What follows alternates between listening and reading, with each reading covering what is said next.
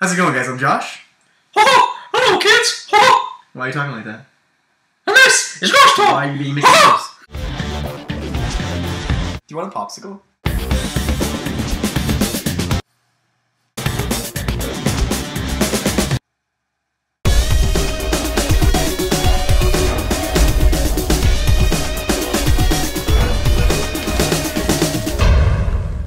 What's up, guys? You're watching Josh Talk. The show where we talk to you about stuff that we found interesting on this given day. That's right.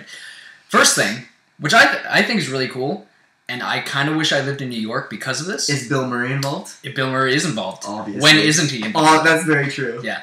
Apparently, Bill Murray occasionally will show up to random parties. In downtown New York? In downtown New York. Like college students who are like holding parties at their houses. Like a gal. Oh, it's not like a house party. Like a house party. He will show up to house parties and come in, drink beer, hang out. There's a few cases that he's shown up and like hang out with like hipsters or like rock stars and stuff. He'll just crash parties. That's what he does. That's amazing because who's gonna say no? If Bill Murray shows up, you do not let him in this party. Yeah, exactly. You can walk into any. If you're Bill Murray, you can walk into any party, any guest list event, anything, and they will let you in. Remember Ghostbusters? Me too. That changed your life, didn't it? Yeah. Yeah. This is the coolest thing. It's phenomenal. Imagine having a house party and then just celebrities showing up like, hey, what's up, guys? Not a celebrity. Not a celebrity. Bill fucking Murray. Bill fucking Murray. That's a whole other level. And he walks in, and what does he do when he's in there? He just hangs out? Just hangs out, drinks beer. He also gives fatherly advice to the people at these parties as well. So he just walks in, he's like, everybody come in, sit down.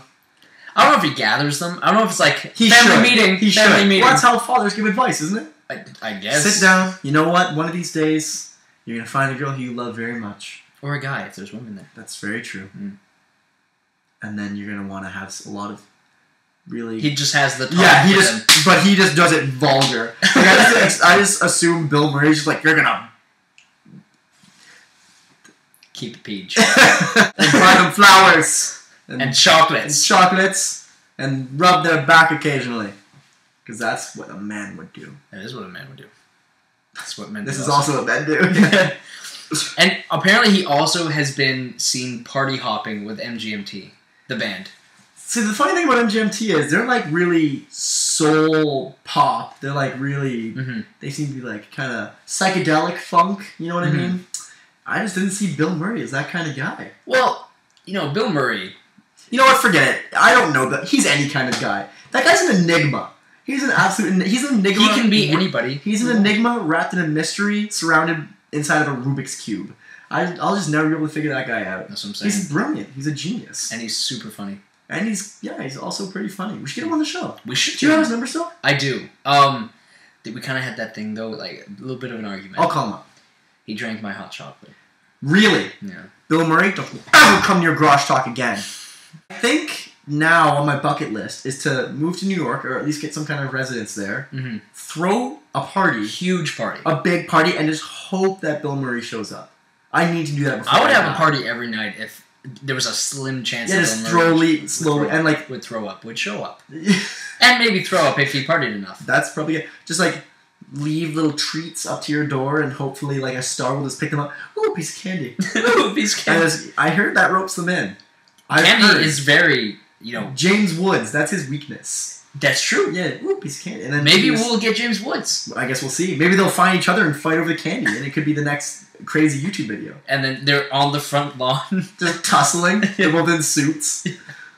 Who knows? But... speaking of some of the most influential moments of my life, Bill Murray and Ghostbusters, or just Bill Murray in general. Yeah. I just want to be like him.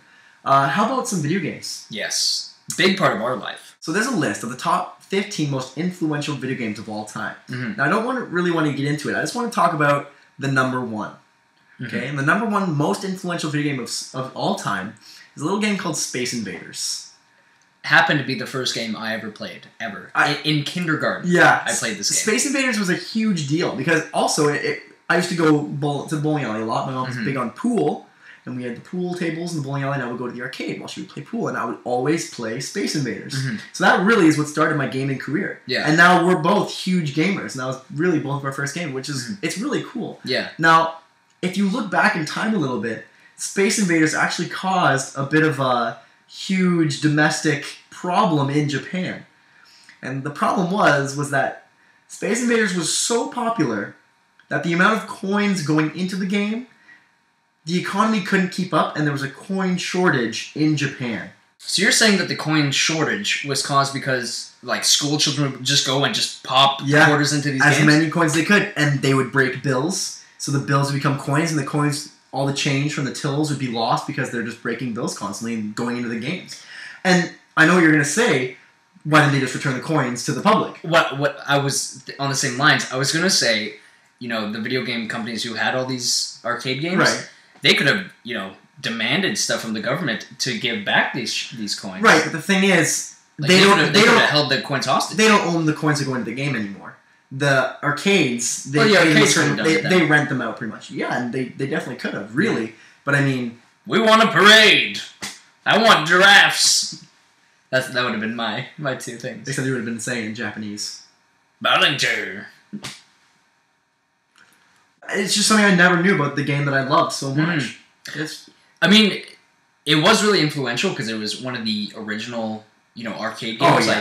Like, I mean, like we said, it was the first game we ever played. It was pretty much Space Invaders, Pac-Man, and Street Fighter for me a couple years later. Like, those are the original ones. I remember going to the bowling alley once again and, like, sitting down, and there was a glass table where you would play Pac-Man on. You were, like, playing on the glass. I thought the technology was insane. It blew my mind. And now, like, I have it on my phone in, like, way better graphics. Yeah, no, it's just crazy how technology's jumped. Yeah. And, I mean, I've only been on this earth for 20 years. Yeah. Right? So, like, in that much time, it's gone from... Well, I mean, this was a little bit before my time. It was, like, 78 it was. But still. It's still very influential and very early on in the stages of gaming. Yeah. It's really incredible. Yeah.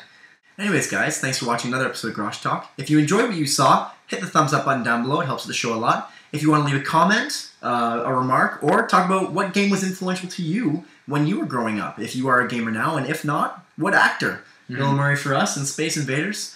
If you want to watch it with your friends, share it to your Facebooks or your Twitters. And last but not least, if you want to watch more of our videos or be alerted when new ones come out, hit that subscribe button.